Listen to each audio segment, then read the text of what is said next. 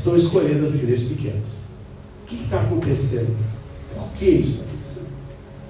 Então eu quero conversar com vocês um pouco sobre isso, mas quero começar lendo a Bíblia, lá em Hebreus. Hebreus capítulo 10, versos 20. Oh, glória! A capa até está preta. Hebreus 10, 24 e 25. Quem está com a Bíblia, abra, né? É importante você abrir sua Bíblia, acompanhar na sua Bíblia. Fico muito feliz de ver que tem bastante Bíblia agora na igreja, né? Nós temos que voltar ao tempo de outrora, né? Que, como é que eu sabia que a pessoa era crente? Ela passava na rua com a Bíblia na mão, que ela é crente. Lembra? Era assim, eu lembro. Hebreus 10, 24 e 25, Hebreus é a pequena Bíblia, está no Novo Testamento. Você tem Bíblia? Você que está nos visitando? Você quer uma Bíblia para você acompanhar? Não precisa não? Então, Hebreus 10, 24 e 25, que vai aparecer ali também. Diz assim: e consideramo-nos uns aos outros para incentivar-nos ao amor e às boas obras. Então veja bem, a Bíblia diz que a gente tem que considerar um ao outro. Esse é o princípio de honra também. E fala do amor, que nós temos que incentivar o amor. Incentivar. E as boas obras. Então quando a gente faz a devolução lá para o negócio da Graziele lá, a gente está praticando isso aqui, viu, galera? Está praticando a Bíblia. E aí diz mais: não deixemos de reunir-nos como igreja. Então, a Bíblia está dizendo que a gente tem que se reunir como igreja. Segundo o costume de alguns, mas encorajemo-nos uns aos outros. Então, além de reunir, você tem que encorajar as pessoas a ir para a igreja. Olha o que a Bíblia está falando aí. Ainda mais vocês que veem que o grande dia se aproxima. Que grande dia é esse? É o que eu acabei de falar, a volta de Jesus. Então o que esse texto está dizendo? Quando você percebe, quando você está vendo que o grande dia está chegando, o que você tem que fazer? Incentivar as pessoas, encorajar as pessoas a ir para onde? Para a igreja. Não é isso que está ali? Pois é. Mas eu quero meditar com vocês hoje que há um movimento que tem sido observado no Brasil e fora do Brasil, principalmente nos Estados Unidos e na Europa. Eu fiz um vídeo essa semana de vários batismos que aconteceram na Holanda, está lá também nos shorts da comunidade Shekinah. Um movimento silencioso, mas real, da volta de cristãos maduros, olha o que eu estou dizendo, cristãos maduros, para as pequenas igrejas aqui no Brasil e fora do Brasil. Você percebe que esse êxodo, você consegue ter essa percepção que esse êxodo, ele cumpre a própria Bíblia? Você consegue fazer essa conexão? Porque a Bíblia diz que quando está chegando o tempo do fim, muitas coisas mudariam. Vamos compreender agora, então, o que a palavra de Deus diz sobre esse movimento que está acontecendo sério, para que você esteja preparado para vivenciar e vencer em Cristo o tempo da apostasia. E o tempo da volta de Jesus, porque quanto mais próximo tiver a volta de Jesus, pior vai ficar. A perseguição vai aumentar, né? Eles vão criar muito entretenimento para tirar você do centro da vontade de Deus, do centro da palavra de Deus. Então veja, eu quero chamar você para ler um texto que está em Atos dos Apóstolos. Atos dos Apóstolos é o primeiro livro depois dos Evangelhos. Depois do Evangelho de João começa Atos dos Apóstolos. Capítulo 2, do verso 42 até o verso 47. Então, Atos dos Apóstolos, capítulo 2, do verso 42 até o verso 47. Que diz assim: e perseveraram na doutrina dos apóstolos. A Bíblia diz que eles perseveraram. O que é perseverar? Permanecer. E na comunhão, eles perderam a comunhão? Não, né? E no partir do pão, e nas orações, e em toda a alma havia temor. Olha por que muitas vezes as maravilhas e os sinais sumiu da igreja. Se você ler isso aqui, você vai entender. Muitas maravilhas e sinais se faziam pelos apóstolos. E todos que criam estavam juntos. E tinham tudo em comum. Comunidade. Comum em comum é comunidade. E perseverando unânimes todos os dias no templo. Onde eles estavam perseverando? Nas casas, no templo. Então assim que cai por terra essa história que não, eu vou cultuar Deus em casa. Não tem isso na Bíblia. Você pode fazer, mas onde que é o verdadeiro culto unânime para você treinar oração, comunhão, perseverança? Está aí na Bíblia. A Bíblia é a palavra de Deus. A Bíblia é a revelação de Deus para nós. E dizia mais, eles partiam o pão em casa, comiam juntos com alegria e singeleza. Observe esse detalhe. Alegria e singeleza. Há um outro texto também assim: alegrei-me quando me disseram que eu ia para a casa do Senhor. Casa do Senhor é o quê? É o templo. E diz mais: louvando a Deus. O que nós estávamos fazendo agora há pouco? Louvando a Deus. E caindo na graça de todo o povo. Então a graça você consegue ter do povo como? Quando você age como um cristão autêntico, segundo a palavra de Deus. Não é por falar, é pelo exemplo. Está aí na Bíblia. E diz mais: e todos os dias acrescentava. Quem acrescentava? Não é estratégia de marketing? Está escrito aí não? Não? E na Bíblia? Está escrito que é estratégia de marketing, propaganda. Diz aqui, todos os dias acrescentava o Senhor à igreja aqueles que se haviam de se salvar. Estão entendendo o manto? Quem acrescenta na igreja quem ele quer salvar? É o próprio Deus. Ele vai usar quem? Você. Como? Quando você persevera em amor e comunhão e dá exemplo para as outras pessoas. Pegar? Não é isso que está aí? Então veja bem, alguns pontos são fundamentais aí para entendermos esse texto que fala exatamente do começo da igreja, que a gente chama teologicamente de igreja primitiva. A primeira. Porque logo depois da descida do Espírito Santo, no chamado Pentecostes, né, que aconteceu em um cenáculo, que é um lugar específico parecido com isso aqui, né? E nesse lugar havia 120 pessoas. Olha o manto. Tinha 1.000 pessoas? 5.000. Quantas pessoas tinha? 120. Vocês têm que ligar nas revelações bíblicas. 120 pessoas. Deus já deixou até o tamanho ideal da igreja aí. Essa é a igreja que você consegue pastorear. Passou desse número, você não consegue pastorear. Irmãos, eu estou falando isso porque eu sou pastor dessa igreja quando ela tinha muito pouca gente. E ao longo desse tempo eu fui vendo como eu tive que ir abdicando das minhas coisas profissionais para atender. Porque toda hora eu atendo alguém, não é, pastor? É na hora do almoço, é 11 horas da noite, enfim. Eu tenho que atender, esse faz parte do meu ofício. Segunda, terça, quarta, quinta, sexta, sábado e domingo. Todo dia, irmão. 24 horas. Os da igreja e alguns outros emprestados de outras igrejas também, né, pastor? Tem que mandar ele comer, porque às vezes ele não almoça É. para atender o povo. Exatamente. Isso aí, né, é o ofício. Eu não estou reclamando, eu estou falando da realidade como é.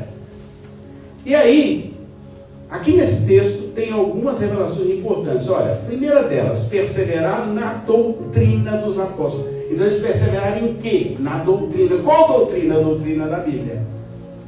É isso que eu quero que vocês entendam. Não é uma doutrina estranha.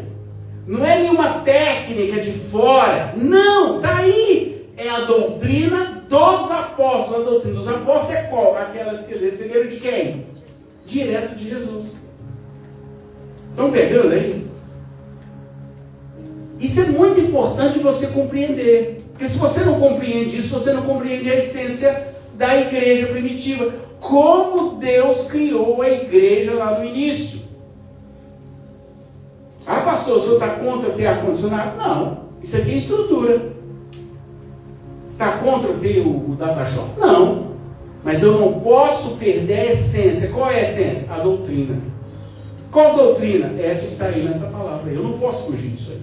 Se eu fujo dessa doutrina aí, eu estou fugindo da verdade bíblica. Eu estou fugindo daquilo que Deus determinou lá na igreja primitiva. Por isso que eu estou indo lá no início. E diz mais o quê? Que a doutrina verdadeira, ela não pode ter contaminação estranha. Às vezes eu falo certas coisas aqui, as pessoas falam assim, mas o pastor está contra, irmãos. Não misture vida empresarial com vida espiritual, são coisas distintas. Então aqui no púlpito, eu não posso deixar entrar aqui doutrinas estranhas, como doutrina de prosperidade, que não tem base bíblica, eu não posso deixar.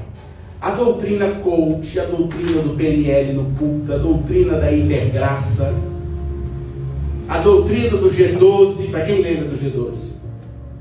Né? A doutrina dos legendários, eu não posso deixar entrar aqui. Porque o altar tem que exalar qual doutrina? Leia aí na Bíblia. Qual doutrina? Perseveraram na doutrina dos apóstolos. Qual é a doutrina dos apóstolos? É a doutrina cristocêntrica. Então é por isso. Ah, pastor, eu vou fazer lá fora na vida empresarial, você fica à vontade. Agora aqui eu não posso. Eu não posso por quê? Porque a Bíblia não permite. É simples assim. É igual 1 mais 1 é 2. Entenderam? Para vocês não acharem que eu estou contra alguma coisa que você faça lá fora da igreja. Lá fora você pode fazer o que você quiser, entre aspas, né? A Bíblia diz o quê? Eu posso tudo. Mas nem tudo me convém. Aí é você e Deus. Você vai perguntar ao Espírito Santo, que você tem essa intimidade, se o que você está fazendo faz sentido para você ou não. Agora aqui eu não posso. Senão eu vou deixar de ser pastor. Aí eu vou estar aqui, né, como vocês veem na internet, um pastor com cara de pastor e atrás um rabinho de bode, né? Não dá, né? Vocês já viram aquele texto, aquele vídeo. Então assim, encontros do tremendo, né? Houve um período que todo mundo, agora eu vou no tremendo, é tremendo.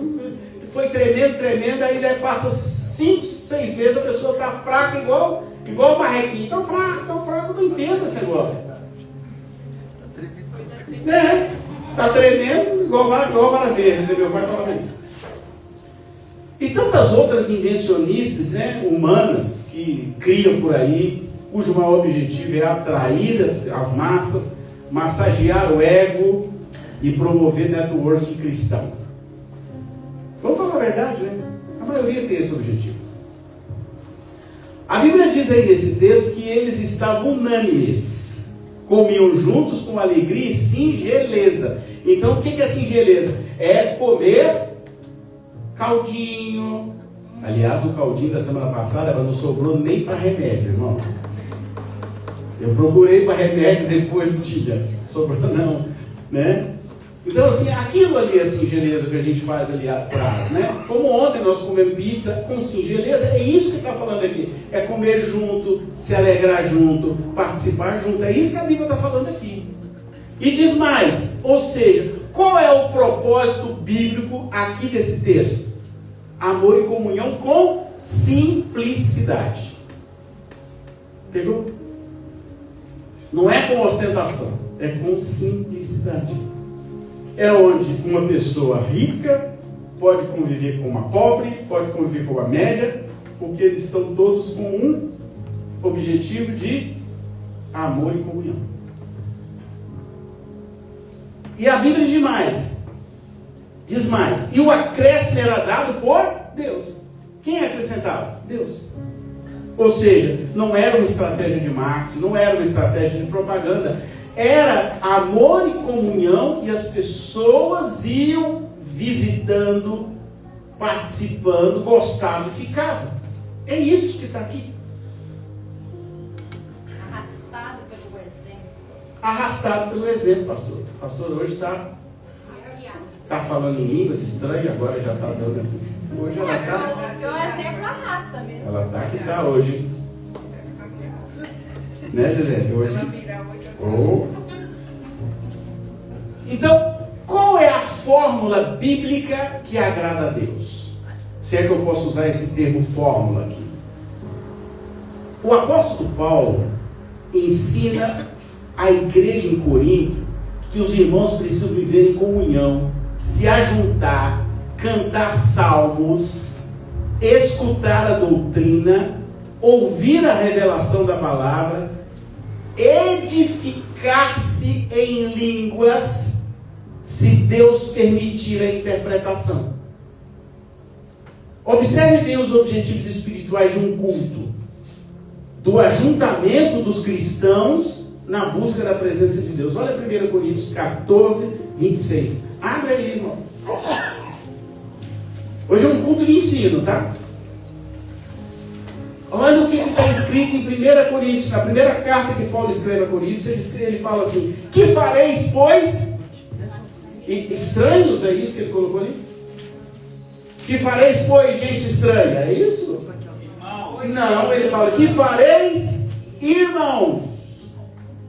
Quando vos ajuntais, quando vocês se reunirem, cada um de vós tem um salmo, tem doutrina, então tem que cantar, tem que escutar a doutrina. Foi a Isabel que deu o testemunho da revelação, não foi? Lá na escola de teologia, você deu um testemunho de algo que Deus me usou para falar com você e cumpriu, né? Tem revelação, tem língua. Graças a Deus que eu escutei hoje, a pastora hoje estava, oh glória. Mas não é isso que é o culto, irmãos. Irmãos, eu estou falando aqui na Bíblia. Está escrito na Bíblia que tem que ter língua. Está aí, está escrito aí. Então, se tem língua, nós estamos cumprindo a palavra. É isso que eu quero que vocês entendam. E tem interpretação. Porque nem toda hora vai ter língua e tem interpretação. Mas em algum momento pode acontecer. E já aconteceu aqui com a gente. Faça-se tudo. Aí tem um objetivo. Qual é o objetivo? Para a edificação do corpo. Quem é o corpo? Somos nós. Quem é o cabeça? Jesus. Nós somos os membros. Amém até aí? Amém. Estou falando, hoje é culto de ensino bíblico. Observe aqui que não há superficialidade nas relações entre os frequentadores. Cada um se conhece e convive. Olha aí o texto. Se o texto estiver ali, leia. O relacionamento é real e é praticado entre as pessoas. O culto não é um espetáculo. Observe isso, irmão. O culto não é espetáculo. Presta atenção no que está ali. Eu não estou tirando nada de mim, não, irmãos. Eu estou aí na Bíblia. Abra a tua Bíblia e lê comigo. Não tem espetáculo no culto. O culto não é um show de entretenimento, irmão. Não tem isso aí na Bíblia, não. Muito pelo contrário. Aleluia. O culto é um culto a Deus com um foco espiritual. Irmão, lê isso aí, pelo amor de Deus. Olha aí. O culto é espiritual. É um culto que tem língua. É um culto que tem doutrina. É um culto que tem interpretação. É um culto que tem salmo. É um culto que tem adoração, irmão. Olha aí, lê aí, por favor. Não está escrito aí nada de entretenimento, irmão. Nem luz estroboscópica. Não é isso que está aí. Deus se manifesta na simplicidade. Aleluia, Jesus. Ele se manifesta no culto que é para Ele. Está aí escrito. O culto tem doutrina. Está aí escrito que tem doutrina. A doutrina vem da onde, irmão? Vem da palavra. Nós aprendemos lá no primeiro. A doutrina dos apóstolos. A doutrina dos apóstolos é a doutrina da palavra de Deus. É a doutrina de Cristo. Não pode ter outra coisa estranha. Quem diz isso é a Bíblia. Está aí. Leia. E diz mais. O culto é uma oportunidade de oração. Está aí, tem que ter oração. O culto é uma oportunidade de adorar o Senhor. Então tem que ter adoração. Aleluia, Jesus. O culto é uma oportunidade de serviço ao reino de Deus. É um servindo ao outro. Por isso que cada um tem um ministério diferente. Nós vamos aprender a respeitar o ministério de cada um. Cada um aqui tem um chamado específico de Deus para a edificação do corpo. O corpo é de Cristo, a cabeça é Cristo. Cada um tem o seu próprio talento. E com os seus dons exercitados dentro da igreja. O acompanhamento, irmãos, aí, espiritual, pessoal, é ativo. As pessoas, eles se juntavam, eles comiam junto, eles viviam junto, eles conversavam, eles provavelmente tomavam o negocinho ali juntos. É por isso que a gente faz o café de comunhão lá atrás. Porque ali é a oportunidade, nós temos a igreja primitiva. Comiam juntos. Tomavam café juntos. Então a gente, mesmo na nossa humildade, a gente procura seguir os parâmetros bíblicos da igreja que está aí. Eu estou provando para vocês aí na Bíblia. O discipulado na igreja primitiva é forte, porque eles permaneciam na doutrina, eles conviviam juntos, e era um ajudando o outro, era um orando pelo outro, era um acompanhando o outro, não tinha WhatsApp, não tinha nada, então eles se encontravam no templo para conversar, para trocar ideias, para orar uns pelos outros, era tudo no templo. A doutrina bíblica, pode vir no texto, ela era o centro de tudo. Não tinha nada fora da Bíblia, era tudo no centro da Bíblia. Então, não tinha livrinho, não tinha devocional, não sei de quê, não tinha nada de internet, não tinha nada, irmão, era Bíblia. E na época não tinha nem a Bíblia escrita, era a tradição oral. Eles tinham poucos pergaminhos. Mas era um contando para o outro. Eu vi Jesus fazer isso, eu vi Jesus fazer aquilo, eu estava lá, eu vi ele na cruz. E era Pedro falando, era João falando, era Tiago falando, lá no início, e contando as maravilhas. E Lucas escrevendo, porque ele tinha o dom de escrever. E Lucas escutando e escrevendo, escutando e escrevendo. Me conta como é que foi para chegar até nós o livro de Atos e chegar até nós o Evangelho de Lucas. Aleluia. Glória a Deus.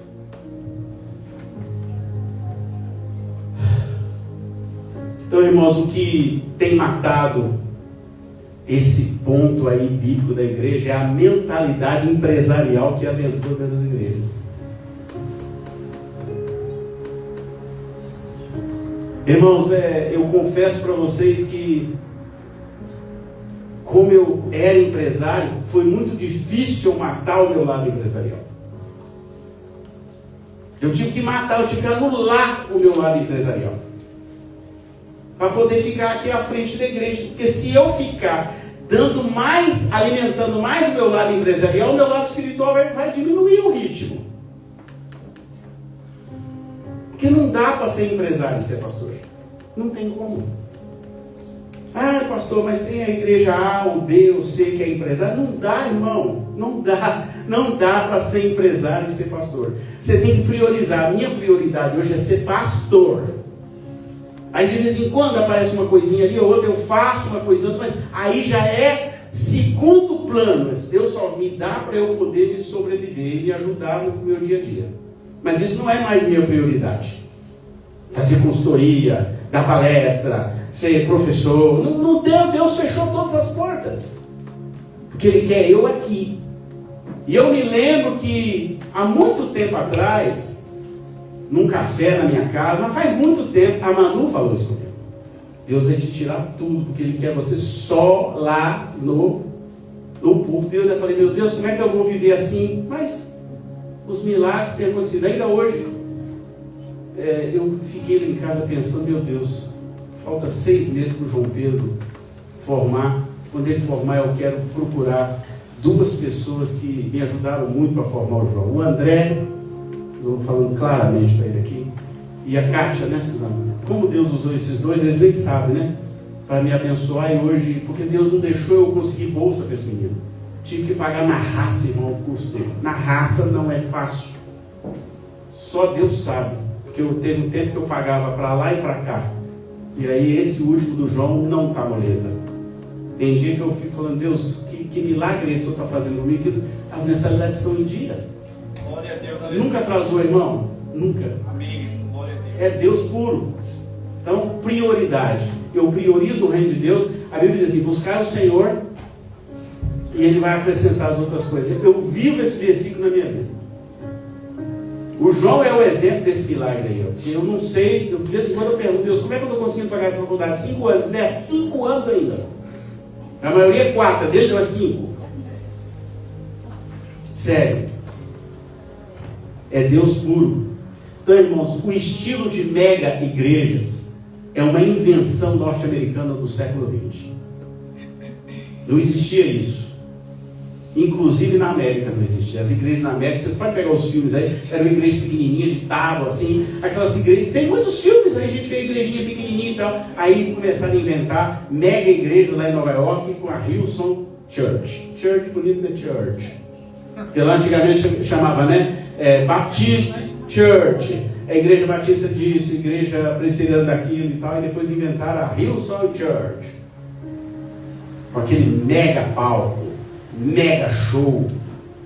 Já levaram até coisas da Disney lá, né? Vocês sabem o que acontece lá.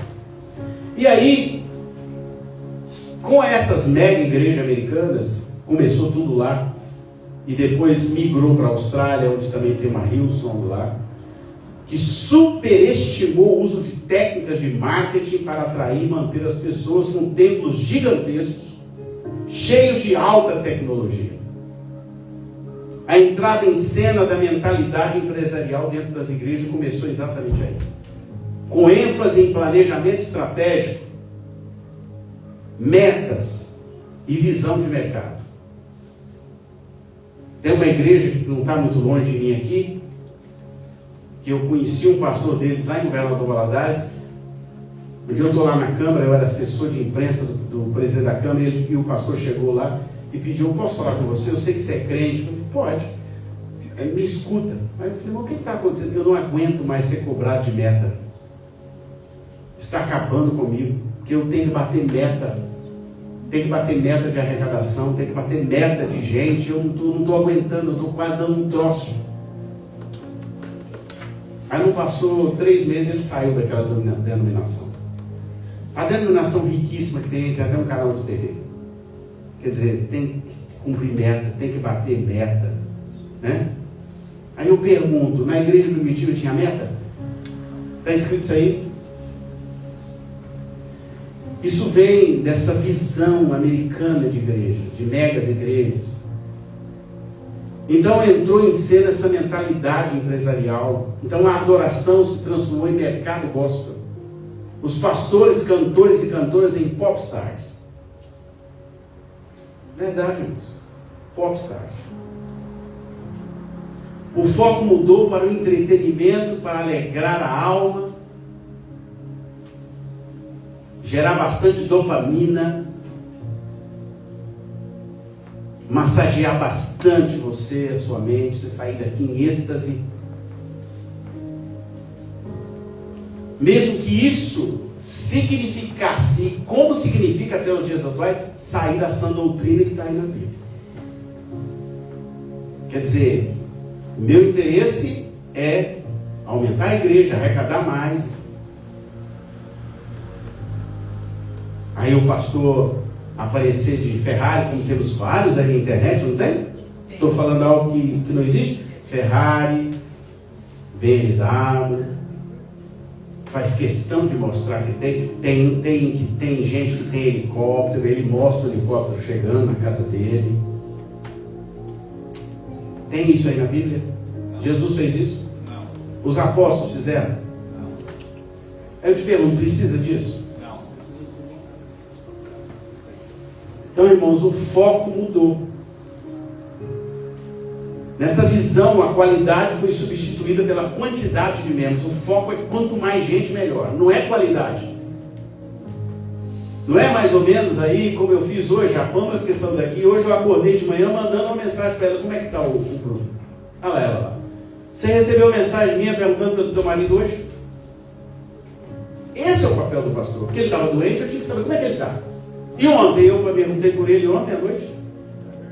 Entendeu, gente? Como é que uma igreja que está preocupada em quantidade vai ter esse tipo de comportamento? Claro que não vai ter. Você acha que na igreja grande alguém ia fazer lá? Leva a pizza, pode levar, leva. Não foi? Isso você só vai encontrar num ambiente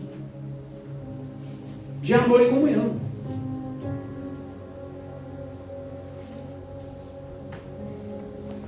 Então, irmãos, o sucesso eclesiástico dessas mega igrejas é medido pelo número de membros. É número o tempo todo.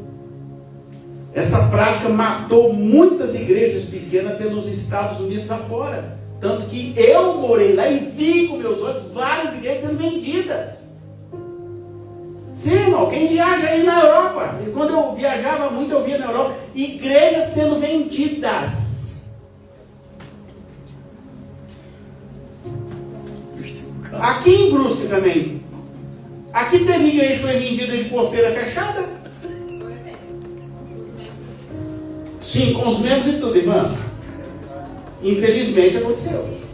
Sim, irmão, aconteceu aqui. Então, assim, aquelas pequenas igrejas que a gente vê em filme, né? Ainda vê em alguns, bem simples, às vezes igreja construída de madeira, né? Virou sinônimo de insucesso, porque o negócio é igreja grande, cheia de detalhes e muita coisa. Eu lembro, e eu vou citar o nome, porque que o André foi em Orlando, ele visitou uma determinada igreja, aí quando ele voltou para o pastor, eu não consegui quase ficar no culto, não tem nada, não falou nada. Esse é o problema quando você está numa igreja pequena, que prega muito forte a palavra. Quando você não recebe isso, você não aguenta. Eu não aguento, irmão. Não tem como, eu não aguento. Porque vem aquele capim ruim, seco, não tem sabor de nada. Isso é igual mastigar, em vez de ter carne, aquelas coisas que tem na carne, assim, que você mastiga e não tem jeito de engolir aquilo. Hã? É os nervos, não tem como, irmão. Você mastiga, mas não tem como engolir. Aquilo é nervo duro, esquisito, não dá? É a mesma coisa. Eu estou falando aqui de quem foi lá. E agora, pasmem vocês, eles acabaram de lançar um banco gospel. Sim, claro. Qual é o interesse do banco gospel dessa denominação? Estão entendendo, irmão? Qual é o interesse? Fala para mim. É aquilo que eu coloquei no vídeo hoje. É um ecossistema gospel para arrancar o máximo de você em nome da santidade, de uma pseudo-santidade. Não, coloca o seu dinheiro aqui no nosso banco, que aí você vai prosperar mais, que aí é dinheiro sobre dinheiro, mais dinheiro santo. Conversa, irmão.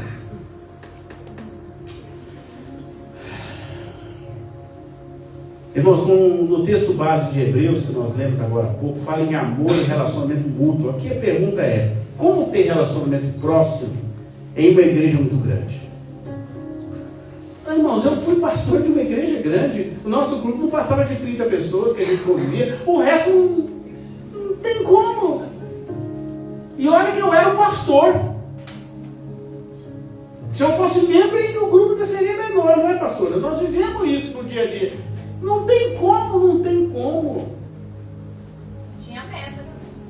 Tinha. Como pastorear milhares de pessoas, irmãos? Revelação.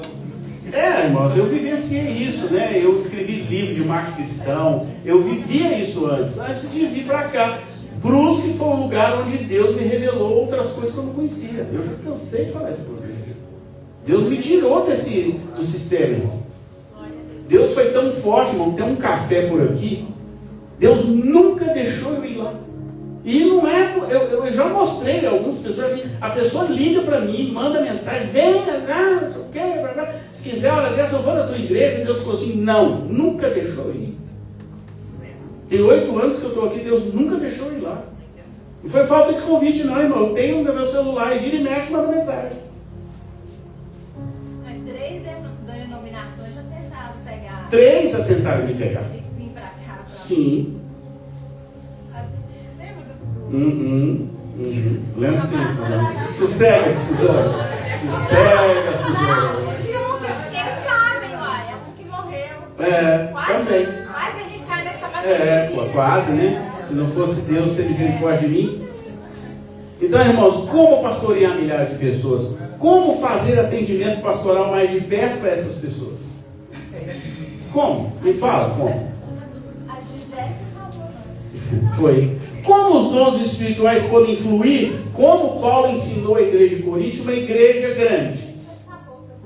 Como, irmão? Me fala, como? Tem como? Fala a verdade. Foi a Gisele que nos salvou. Ela falou de jeito nenhum. De jeito nenhum, pastor. Nem pensar um negócio desse. Eu proíbo o senhor. Vocês não conhecem De a... vez em quando ela dá uma dela. Vocês não conhecem a italiana aí não, irmão. Ela fica vermelha e fica igual... Já viram a galinha virar galo? Vê uma coisa, igual galo. É desse jeito. É desse jeito. Então, irmãos, a idade das trevas está de volta. No século IX, Constantino transformou a igreja como o braço oficial do Império Romano. Foi a partir dali que as pequenas comunidades cristãs foram deslocadas para as grandes catedrais da igreja dominante na época, que se preocuparam em grandes construções. Aí você vê na Europa aquelas mega igrejas lá.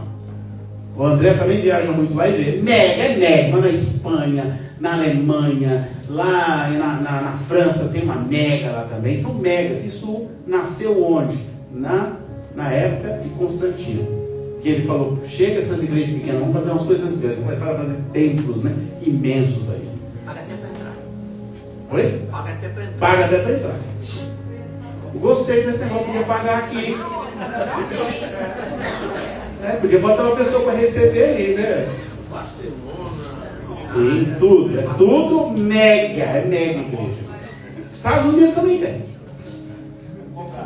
Então, irmãos, o pároco, né? Eu vou ter que falar isso, o pároco se distanciou do povo e a cada dia o acesso foi escasseando para os fiéis. Foi exatamente nesta época que deu início o período das trevas espirituais do cristianismo. E está aí na história, quem estuda história lembra do período das trevas, lá na Idade Média. O século V, marcado pelo declínio do Império Romano do Ocidente, é frequentemente considerado, e está aí nos livros de história, a Idade das Trevas. É a Idade das Trevas da igreja também, está registrado nos livros de história. Um período de declínio espiritual total lá na Idade Média. Hoje vivemos algo semelhante. Talvez você não está se atentando para isso, nós estamos vivendo exatamente a mesma coisa. Com muitos cristãos anêmicos espiritualmente, porque não tem profundo conhecimento no ensino da palavra de Deus. É só a casca. Eu trabalho com fruta e às vezes para você testar se a fruta está boa, tem um negocinho, tipo um caninho, você enfia lá dentro e puxa para cá, para ver se a fruta está boa. A crente, hoje, a casca está bonita, você enfia lá dentro, não sai nada. Sim, irmão, não tem nada lá dentro. Por quê? Porque não tem o conhecimento da palavra. Irmão, sem conhecimento você cai. Quem está fazendo o curso de teologia está vendo, eu falo, irmãos, tem que ter conhecimento. Quem está fazendo sabe o que eu estou falando. O conhecimento liberta. É o conhecimento que liberta aqui a Carol. O que libertou a Carol? A Bíblia. Pode perguntar para ela, irmão. Chama ela no canto depois e conversa com ela. O que libertou ela? A palavra. Foi a Bíblia que libertou ela. Glória a Deus. Sim, pode dar um glória aí, porque ela está liberta. Aleluia. Sofri muito. Mas Deus deu a vitória. Aleluia. Né, pastor? Nós é que sabemos, né? Mas não deixe de orar pelo seu filho e sua filha, irmão. Porque você não sabe quando é que Deus vai mover ele. Ainda mais quando o filho é filho escolhido, né? É. O diabo quer tirar da presença. Com certeza, o tempo todo. Então não pare de orar. Promessas. Então, irmãos, cristãos invisíveis, porque são apenas números nas igrejas. A grande maioria conhece de shows de cantores, das cantoras, as bandas de sucesso, os pregadores de internet, a fumaça, os telões tecnológicos, as luzes, os efeitos sonoros especiais. No entanto, pouco conhece da doutrina bíblica autêntica. Quando você vai procurar a doutrina, não sabe nada. Porque essas igrejas não estão tão preocupadas com isso. Elas não estão envolvidas nisso. Tem uma igreja aí que faz, não sei o que, como é que chama, negócio de borboleta. Eu já vi um negócio de borboleta. Atende tudo aí, irmão. Cada hora tem um nome diferente. Ah, meu Deus. Se você for fundo na Bíblia sobre esse negócio aí, irmão, nem queira ir não, hein? Não vai não, porque quando eu preguei aqui uma vez, eu mostrei o fundo isso aí. Não vai fundo não, irmão. Deixa eu contar. Grande parte das pessoas aceita ser ensinado pela internet e agora muitos estão sendo ensinados pela inteligência artificial e nem estão sabendo. Até sermão de inteligência artificial tem aí, irmão. Não é? Eu recebi uma proposta, tá aí nesses perfis aí de Instagram, eu recebi uma proposta que me ligaram, um pastor aí, né? Me ligou e falou: ó, pastor, tem uma grande novidade. Nós temos agora um sistema de inteligência artificial que tem mais de 25 mil sermões. Sim, irmão. Aí eu falei: mas pastor, eu sou... o que? Não, aí você faz uma assinatura, ó, ao dinheiro recorrente, faz uma assinatura, aí todo mês a gente libera um grupo de sermões para o senhor pregar.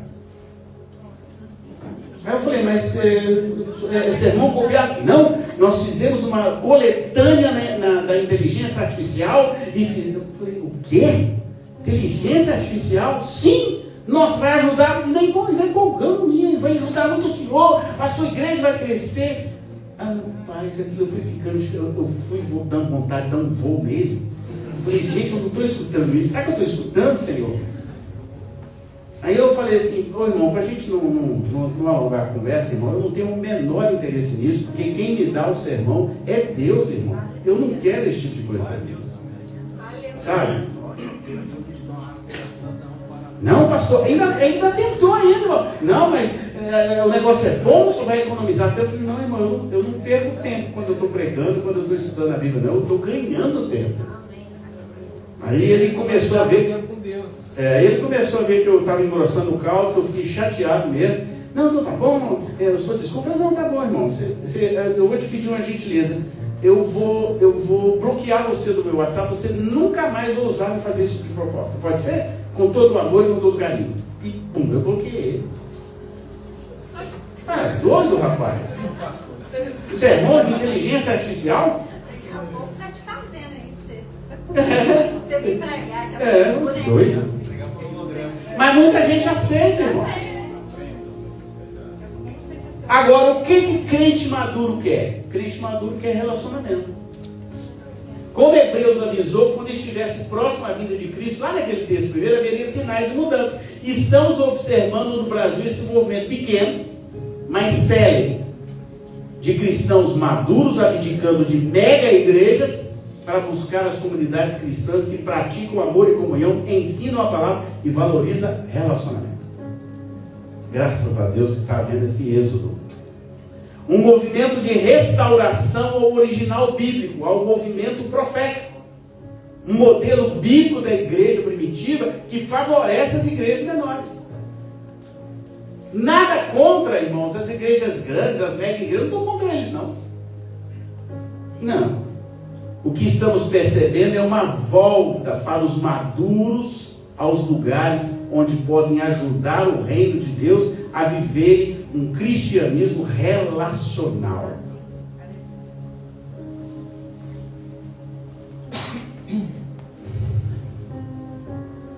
Como lá nos primeiros tempos da igreja primitiva, que aconteceu logo após a ascensão de Jesus. Um tempo de engajamento na obra de Deus de forma mais efetiva, do discipulado pleno, do aprendizado, da manifestação dos dons, conforme Efésios 4,16, que diz assim: dele todo o corpo, ajustado e unido pelo auxílio de todas as juntas, cresce e edifica-se a si mesmo em amor, na medida em que cada parte realiza a sua função. Cada um Deus chama para alguma coisa e juntos, cada um no seu quadrado, cada um no seu chamado, cada um naquilo que Deus chamou, aí sim realizamos grandes coisas para o Senhor. Amém, amém, igreja? Amém. É isso que está aí na Bíblia. Presta atenção nesse texto de Efésios aí.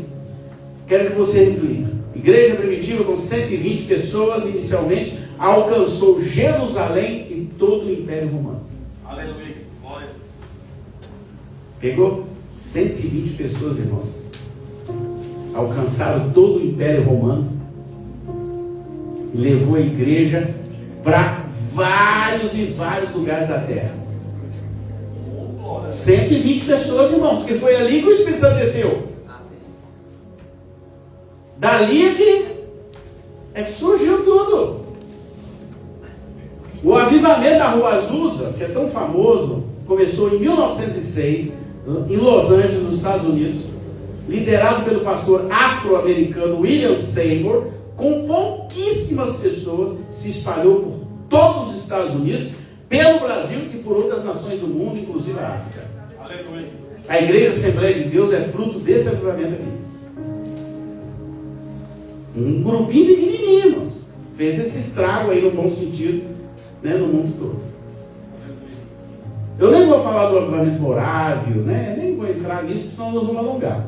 Estou dando apenas 2 exemplos dos vários existentes, e o traço deles era a doutrina sadia, amor e comunhão, cuidado, relacionamento, enquanto os dons e os ministérios fluíam naturalmente, e o que tinha também real pastoreio.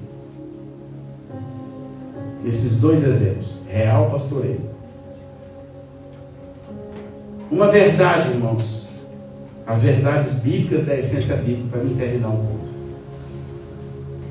Uma verdade, quando o objetivo primordial é o crescimento numérico, a essência bíblica se perde.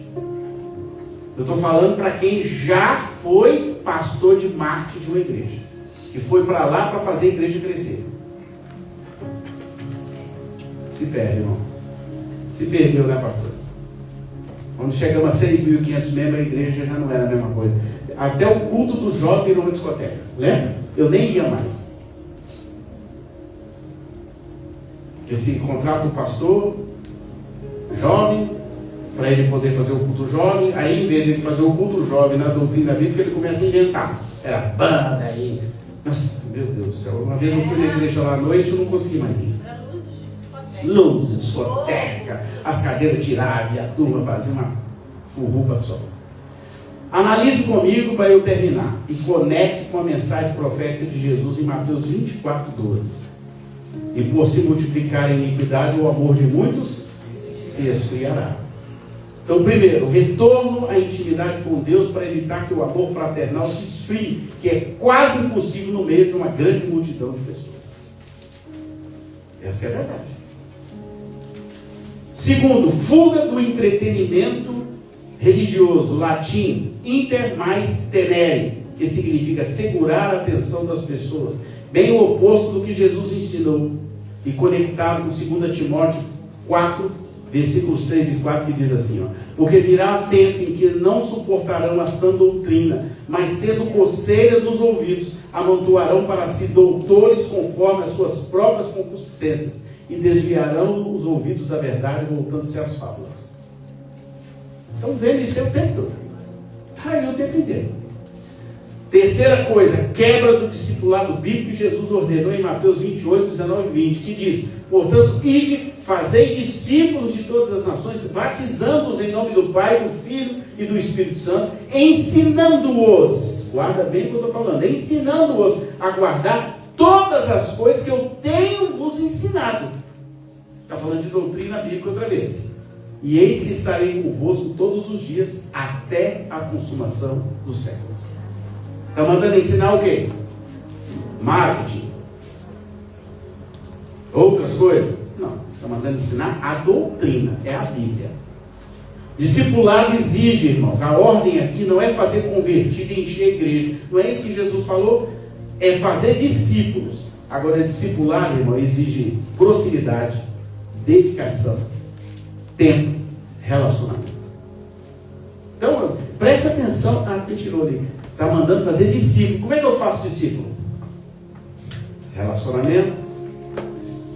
Perguntar se você está bem. Tem interesse por você. Conversar com você, mesmo que seja uma mensagem, como eu faço de vez em quando aí com o menino, com outros aqui. Isso é discipulado. É você estar perto. E aí mais, como é que você consegue discipular a massa? Não tem como. Como você observa, Jesus manteve o foco em quantas pessoas que ele buscou discipular? 12. Jesus discipulou 12. E daqueles 12 ele foi multiplicando. Então, se Jesus fez isso, e aí aqueles ali formaram novos discípulos, entre eles Paulo, Estevão, então os outros que viriam depois, como velar por ovelhas que você só vê de longe? Era assim que era o nosso culto lá, né, pastor? A gente via a pessoa de longe. Eu estava aqui, ela estava do outro lado, lá. Como eu era pastor, ainda faziam assim para mim. Agora, quem não era pastor?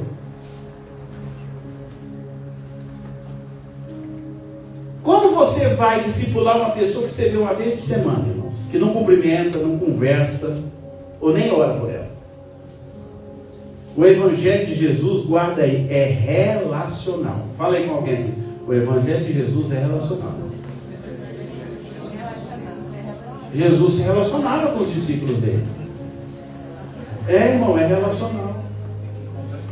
Então esteja preparado para o fim. Mateus 24, 9 e 10. Então vos hão de entregar para seres atormentados, e matar-vos-ão, e sereis odiados de todas as nações por causa do meu nome. Nesse tempo muitos serão escandalizados, e trair-se-ão uns aos outros, e uns aos outros se odiarão. Então Jesus já avisou que no final vai ter muito problema. Você suportaria ser odiado por onde passar? Essa é a profecia de Jesus para o fim dos tempos. Daí a necessidade de relacionamentos verdadeiros, relacionamentos bíblicos firmes, para você suportar esse troço aí. As primeiras perseguidas serão as megas, pois está escrito em Apocalipse. Se liga. Quando se refere à rica estrutura da igreja de Laodiceia. Mas ela era rica, mas morre espiritualmente. Está aí na Bíblia. Abre aí agora. Se liga. O importante nesse tempo de fim é estar cada vez mais conectado com a doutrina bíblica, com a vontade do Senhor, praticando o amor e a comunhão que marcou a igreja primitiva. Amém. E eu quero deixar uma mensagem. No final, Jesus voltará. Quem crê aí? Aleluia. Que você esteja pronto para voltar. E agradeça a Deus pela igreja pequena que Ele te colocou. Amém? Que Deus abençoe.